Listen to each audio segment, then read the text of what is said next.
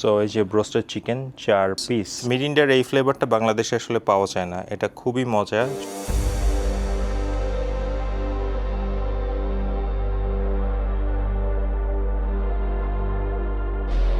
ওখানে বাচ্চাগুলো আমাকে দেখতেছে।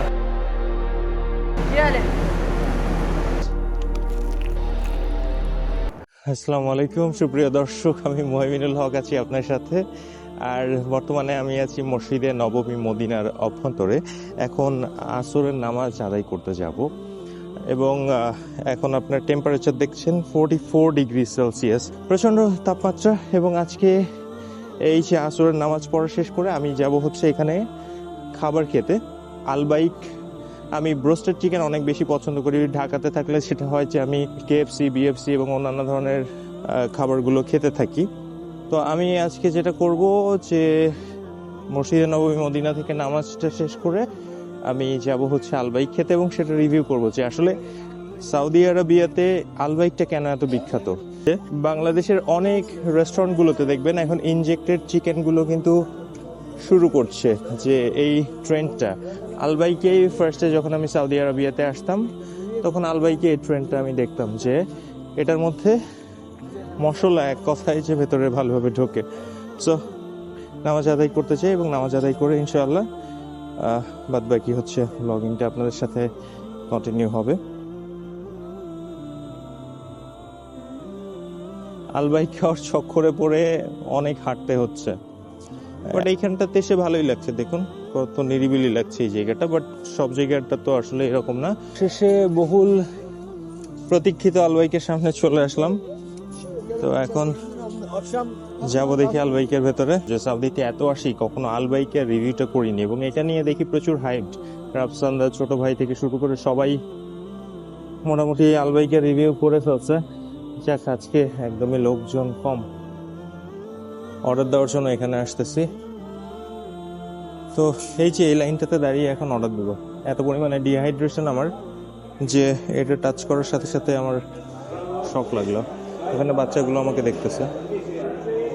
So, 4 roasted chicken, 4 piece. How much? 90. 90. All right. Spicy normal. Spicy. Thank you. Thank you so much. So, অর্ডারটা এখন এই যে রিসিপ্টটা, এই রিসিপ্টটা হচ্ছে আমাকে দিতে হবে। অর্ডার নাম্বার হচ্ছে 583. So 583, 568 is serving right there. Order number is 583. So let's see কত সময় লাগে আসতে। তো হোটেল থেকে যখন বের হয়েছি তখন 3টা বাজে, বাট এখন 4:30 যারা রয়েছে পাশে তারা হাই দেখাচ্ছে। যাক, অবশেষে হাতে পেলাম। এখন যাচ্ছি বের হয়ে। আলবাইক খাওয়ার চক্করে পড়ে এত সময় গেল। Thank you so much, thank you. এখন আমি যত দ্রুত সম্ভব আমি হোটেলে যাবো, দেন খেয়ে দিয়ে গোয়িং ফর রেস্ট। আমার মনে হচ্ছে যাওয়ার আগে একটা বড় ব্লগ হয়ে যাবে, মানে আলটিমেটলি যখন রিভিউ দেওয়ার আগেই ব্লগ হয়ে যাবে। এই যে যদি কেউ আসেন আর কি মদিনাতে, এই যে এটা হচ্ছে আল সাফায়ান মিউজিয়াম অ্যান্ড পার্ক। এইখানটাতে ভেতরে খুব সুন্দর খাবার রেস্টুরেন্ট আছে, একটা মিউজিয়াম আছে। আর এই সাইডটাতে বেলাল মসজিদ রয়েছে, আর হোটেলের এই সাইডটাতে হচ্ছে একদম ওয়াকিং ডিস্টেন্সে মসজিদে নববী মদিনা।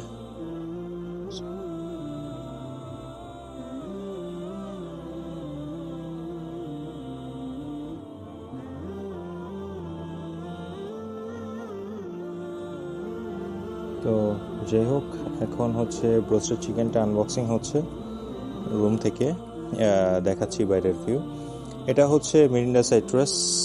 মিরিন্ডার এই ফ্লেভারটা বাংলাদেশে আসলে পাওয়া যায় না, এটা খুবই মজা। যদি কেউ সৌদি আরবিয়াতে কখনো আসেন এটা মাস্ট ট্রাই করবেন, এটা অনেক মজা, 10 on 10।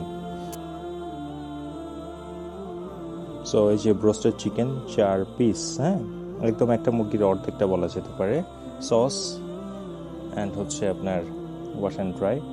সো খাওয়া স্টার্ট করছি। বিসমিল্লাহির রহমানির রহিম। দেখতে পাচ্ছেন এই যে লেগ পিসের মধ্যে আপনার মনে হচ্ছে মশলাগুলো রয়েছে। সো এটা বাংলাদেশে এই ট্রেন্ডটা অলরেডি কয়েকটা জায়গায় দেখলাম ইনজেক্টেড চিকেন চালু করেছে। আর সবাই বলে আলবাইকের টেস্ট অনেক ভালো। হ্যাঁ, প্রথম দুই একটা খেতে ভালো লাগে যখন খুব ক্ষুদে লাগে, এখন ভালো লাগছে অনেস্টলি স্পিকিং।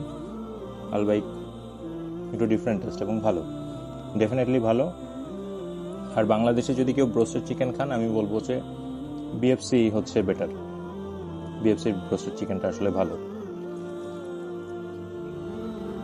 তো সুপ্রিয় দর্শক, দেখতে পাচ্ছেন কেন এটা এত জনপ্রিয়। ভেতরটা খেয়াল করে দেখেন, একদম ভেতর পর্যন্ত একদম মশলা এবং জুসি, এবং গার্লিক সসটা দিয়ে খেতে এটা আসলে অনেক বেশি মজা। আর বাংলাদেশের চিকেনগুলোর ভেতরটা আসলে অনেক সময় ড্রাই থাকে, যেটা খুব বেশি একটা ভালো লাগে না। এই জন্য আপনি মানে বাংলাদেশের সাথে এটার কখনো তুলনা করা যাবে না। আর বাংলাদেশে দেখলাম আলবাইকের একটা ব্রাঞ্চ চালু করেছে, কিন্তু ওটা অরিজিনাল না, ফেক পুরোটা। তো আমি সেখানে গিয়েছিলাম এবং যাওয়ার পরে দেখলাম যে আসলে খুব বেটার কিছু না। আলবাইকের সাথে মিরিন্ডা সাইট্রাসটা না খেলে মনে হয় না যে আসলে মানে পরিপূর্ণতা পায় না খাবারের। আর এত কোয়ান্টিটির আসলে একজন খেয়ে শেষ করা যায় না। এর মাঝখানে আপনাদেরকে দেখাচ্ছি একটা বন রুটিও দেওয়া থাকে, যে বানটা আসলে কখনোই খাওয়া হয় না, এটা অলওয়েজ রিমেইন আনটাচড, এরকম একটা কন্ডিশন থাকে। আমার সবচেয়ে ভালো লাগে leg piece, all the time আমি লেগ পিস খাই। যদি আমি টেস্টের কথা বলি, বাংলাদেশের বিএফসিকে আমি 10 আউট অফ 7 করবো, আর এটা হচ্ছে 10 out of 9, KFC 10 out of 6। কেএফসির যেহেতু বিভিন্ন জায়গায় ফ্র্যাঞ্চাইজি আছে, যেমন মিরপুর 11 থেকে মিরপুর 12 কেএফসিটা ভালো, তারপর বনশ্রীর কেএফসিটা মোটামুটি ভালো, বাট মিরপুর 12টা এখন পর্যন্ত আমি সোফার সবচেয়ে ভালো কেএফসি পেয়েছি। আর বিএফসি সব জায়গায় মোটামুটি সিমিলার টেস্ট পাওয়া যায়, এবং বিএফসির যে নাগা চিকেনটা, এটা আসলে খুবই ভালো, চমৎকার। তবে টেক আউটেরও একটা নাগা চিকেন আছে, ওটাও ভালো, বাট বিএফসিটা হচ্ছে বেস্ট। বাংলাদেশে যত ব্রোস্টেড চিকেন আপনারা খান, বিএফসিটার থেকে ভালো কিছু আমার কাছে মনে হয় না যে এখন পর্যন্ত আমি পেয়েছি। যাই হোক সুপ্রিয় দর্শক, এত সময় মুহাইমিনুল হক ছিলাম আপনার সাথে। আশা করছি এই ভিডিওটি আপনাদের ভালো লেগেছে, এবং আসলে কম্প্যারিজন তো আলবাইকের সাথে অন্যান্য কোনো কিছুর হয় না। তারপর হচ্ছে বাংলাদেশের গুলো খারাপ, আমি এটা কোনোভাবেই বলবো না। বাংলাদেশের বিএফসি কেএফসি টেস্ট অনেক ভালো, বিএফসি বিশেষ করে বেস্ট। এটা ফ্রাই বাকেট বা অন্যান্য জায়গাগুলোতেও খেয়েছি, মানে ভালো, বাট এটা একটু অন্য লেভেলেরই ভালো এটার সাথে। আর বাংলাদেশে যদি কেউ আলবাইকের কোনো ব্রাঞ্চ বা কোনো কিছু দেখেন, সেটা কমপ্লিটলি ফেক, সেটার সাথে এটার টেস্ট পুরো আকাশ পাতাল। আমি আলবাইক অনেক দেশে খেয়েছি, সো এটা বলা যেতে পারে যে সৌদি আরবিয়াতে বলেন, মদিনাতে বলেন, বা ইউএইতে বলেন, বা বিভিন্ন জায়গা, যেসব মিডল ইস্টের জায়গাগুলোতে যেখানে আলবাইক পাওয়া যায়, কুয়েতে বলেন, সবগুলো আসলে টপ নচ, এবং এগুলোই আসলে অরিজিনাল। আলবাইকের বাংলাদেশে কোনো ব্রাঞ্চ নাই। সো ডিয়ার ভিউয়ার্স, আশা করছি ভিডিওটি আপনাদের ভালো লেগেছে। আমি দেশ বিদেশ ঘুরে আপনাদের সামনে ভিডিও নিয়ে আসি, চাই যে আপনারা একটু আপনাদের ক্ষুদ্র সমর্থন করে আমাকে আমার পাশে থাকবেন। সমর্থন বলতে লাইক করবেন, কমেন্টে মতামত জানাবেন, এবং অবশ্যই শেয়ার করবেন। ইউটিউবে যদি ভিডিওটি দেখেন, লাইক কমেন্ট শেয়ারের পাশাপাশি সাবস্ক্রাইব করতে ভুলবেন না। সাবস্ক্রাইব করলে এটা আমার জন্য আসলে ভালো, এবং আমি অনেক দিন ধরে ভিডিও তৈরি করছি, ওইভাবে কোনো সাপোর্ট পাই না। আমি যদি সাপোর্ট পাই, আশা করছি আপনাদের সামনে ভালো ভালো ভিডিও নিয়ে হাজির হতে পারবো ইনশাআল্লাহ। সবাই ভালো থাকবেন, সুস্থ থাকবেন, এই কামনায় আজকের মতো বিদায় নিচ্ছি। আল্লাহ হাফেজ, আসসালামু আলাইকুম।